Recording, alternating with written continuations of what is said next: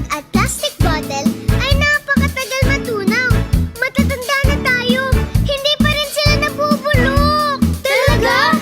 Naku po! At kapag hindi ito ni-recycle at tinapon ng maayos, ito ang karaniwang nagbabara sa mga daluyan ng tubig, kaya nagbabaha. Ha? No! Pinupulyot nila ang mga ilog at dagat, kaya nalalagay sa panganib ang mga isda at pawikan. Pwede nilang makain o mapilipit nito. Pwede silang mamatay. Kawawa naman. Hindi okay yan. Hindi talaga! Kaya iwasan na natin ang paggamit ng single-use plastic, gumamit ng baso o reusable container para sa mga inumin at eco bag o bayong para sa pamimili natin. Ayos! Parang bibo! Ako yun. Ng kalikasan. Ako din!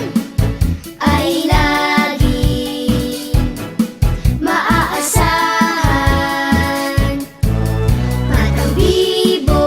Batang bibo ako. Ng kalikasan. Ay dapat natulad.